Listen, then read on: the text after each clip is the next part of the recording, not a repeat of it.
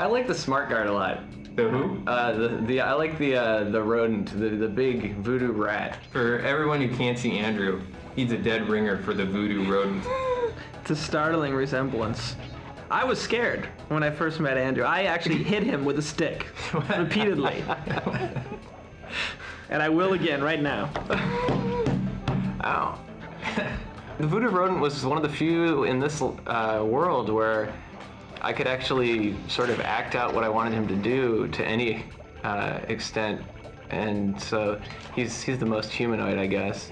You act out all of your characters? I act out, yeah. I find that I think I was saying this on one of the other levels, but I find that, and I make this mistake over and over again of thinking, oh, I know what this guy needs to do, and I just start animating and looking at it from the outside, and I find if I don't actually do the action myself and sort of feel what it feels like in the body and you know, make sure that the posture and the gestures all kind of feel right internally, then it's much more of a struggle to animate it.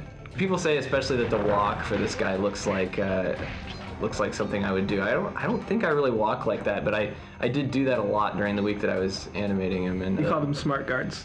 Yeah, the smart guards are that's kind of our internal sort of word for any of the guards that are the flashlight bearing guards that you really want to stay away from, and if they catch you, it's pretty much doomsday. So they're kind of an element of gameplay to really emphasize stealth and convince you that it's not okay just to randomly run through the world bashing things. They're actually called smart because you can't evade them, or at least not easily without taking damage.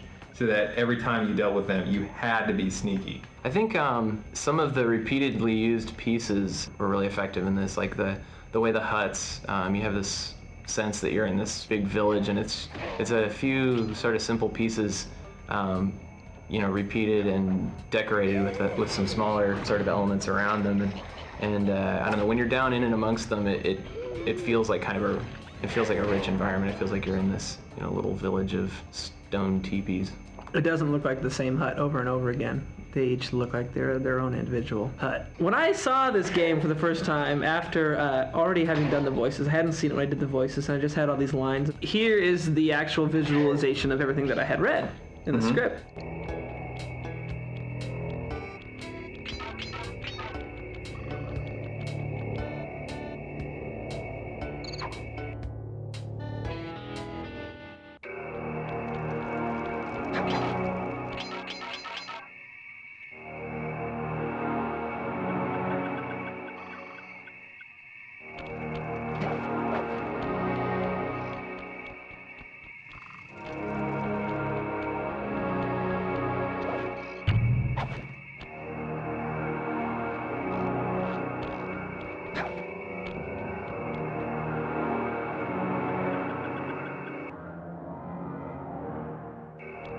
One of the things that's sort of interesting about this level, it's the first one that actually has a big shot to open the level.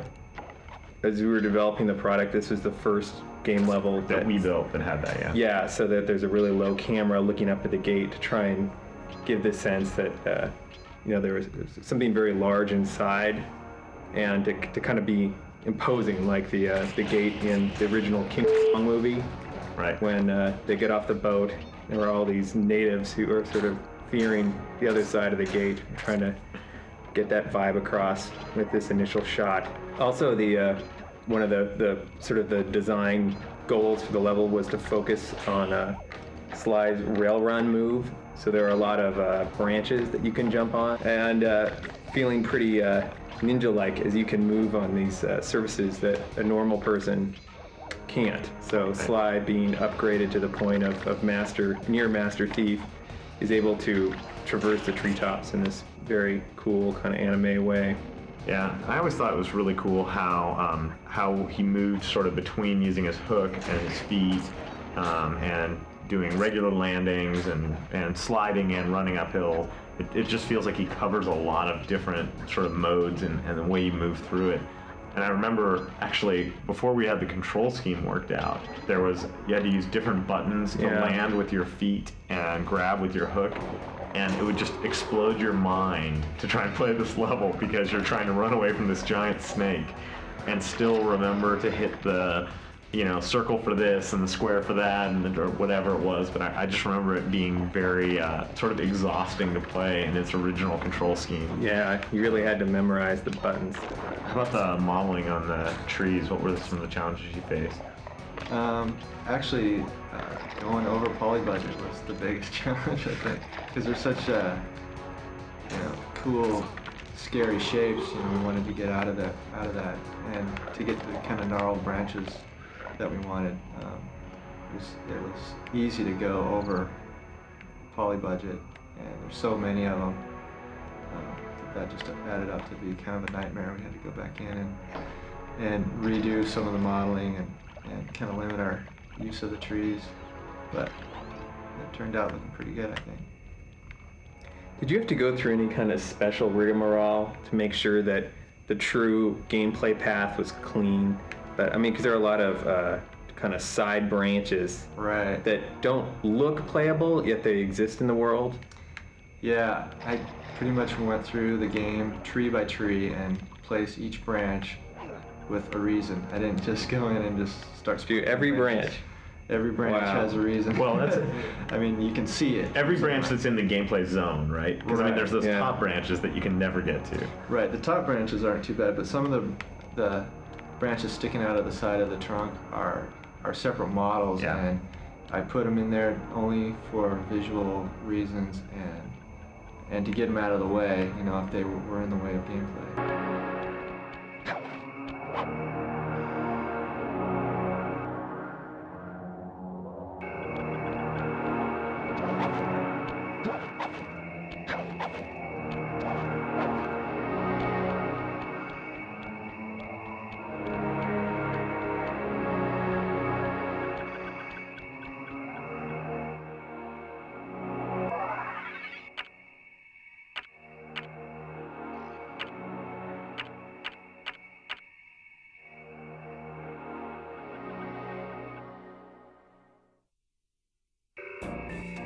Gomerville's inspired when we were modeling, it was the first one for Voodoo, so it was really supposed to decide the style of architecture and land.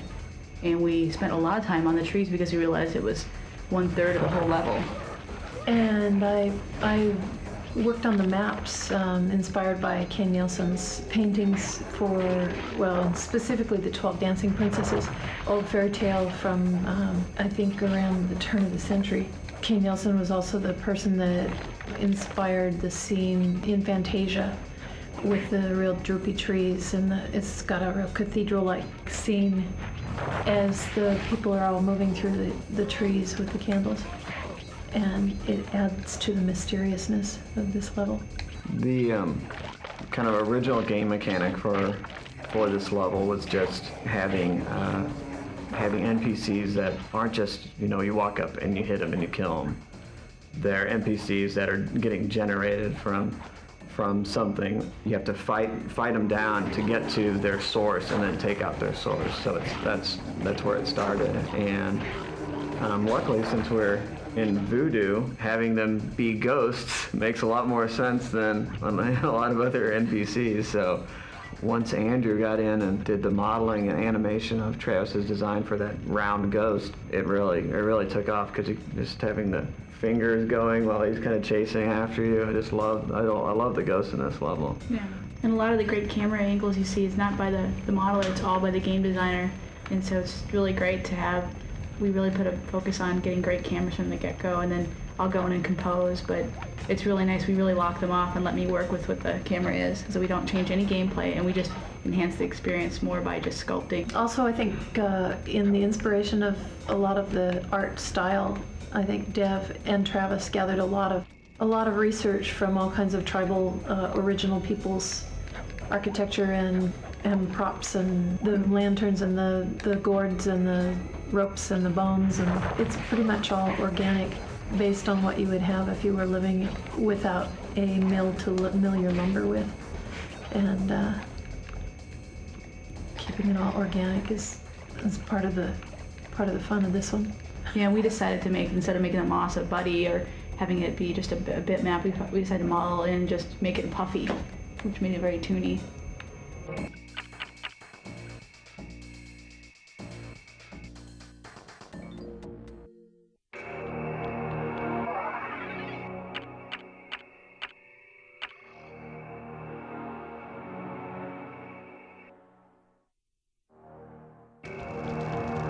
The whole waterfalls of soup with the hands and the bones in it are very much inspired by the scene where they're going into get the room or whatever. There you see this big cauldron of soup that has hands and all this gory stuff in it, and I was like, well, it's nice as in a pot, but as a waterfall, I would like that very much. That really grosses me out. Made me happy. Yeah, actually, yeah, we all like. I just thought that was your thing. I didn't realize The that was grosser an it is, the inspiration. happier Yes. and sharing you are, the grosser it is. Yes. The more chunks and bits and nibbins, ribbons and gristle, The juicier it is. the better. Yeah, originally we were experimenting with how to the very first one had the floor and the ceiling were two separate objects, and the walls were skin between them. So when the floor, you would jump on the floor and the floor would move around and the whole walls would stretch and distort. But Like being on a tongue. being on a tongue that's pulling on the cheek or something, right? Yeah. The floor was like a trampoline, and then the entryways would stretch and distort, so the actual doorways would get smaller and bigger. Right. Getting fitting the number of smart guards in this level that we wanted was pretty difficult, because these were probably the most ambitious smart guards in terms of just the number of animated pieces they had, was, I think, more than we tried to put in one before, and so we ended up having to do all this clever stuff to get them all in there and get them animating like we wanted.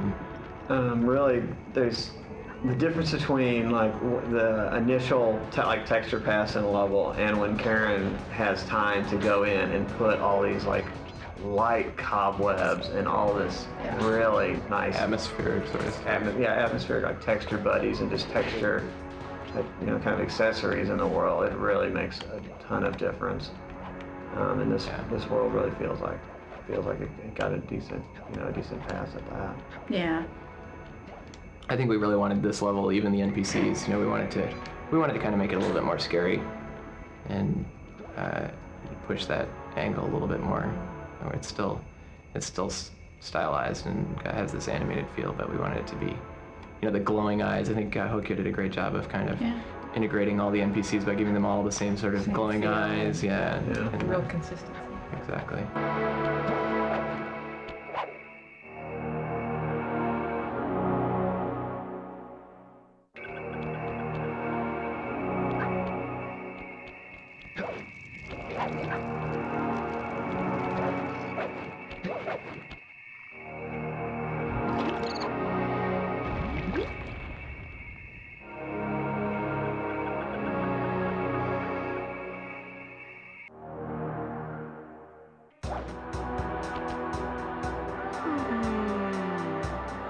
Could feel that Cooper vibe a-coming.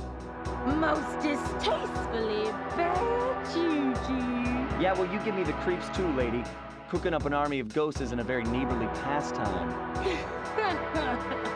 Oh, Sly. I see your mouth a-moving, but all I hear is blah, blah, blah.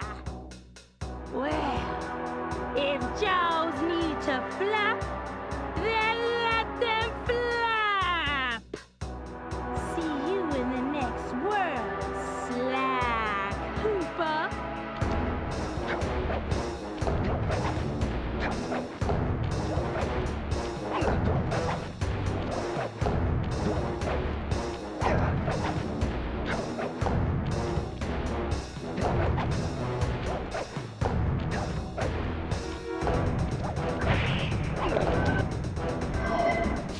Come back here. You can't run away forever. Quite true, quite true.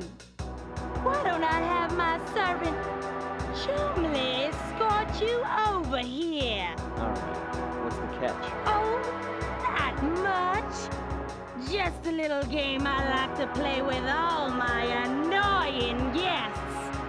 I want to see how well you pay attention. What do you mean? Well, I'll unleash my mighty mojo magic upon you. If you repeat what I do, you'll dodge it just fine. If not, you'll get set. A little voodoo, Simon Says, huh? Sounds easy enough.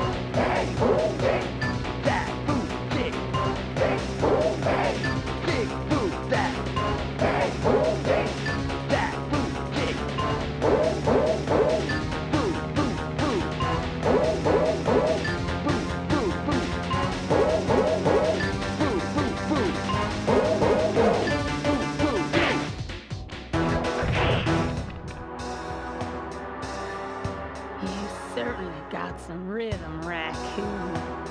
But it won't help you none if you're fixing to go after the Panda King.